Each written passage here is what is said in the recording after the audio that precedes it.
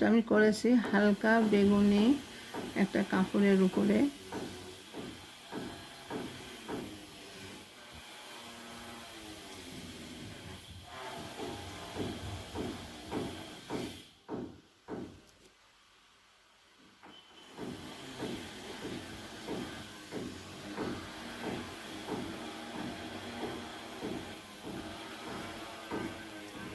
এই যে আমার ফুলটাকে কমপ্লিট করে ফেলেছি।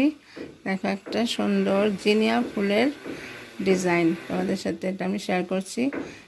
আউটলাইনটা করেছি চেন সেলাই দিয়ে, আর ভিতরে ফিল আপটা দিয়েছি লেজি লেজি দিয়ে, যার ফলে এটা জিনিয়া ফুলের যে ছোট ছোট পাপড়িগুলো ওইটা একটু ফুটে উঠেছে।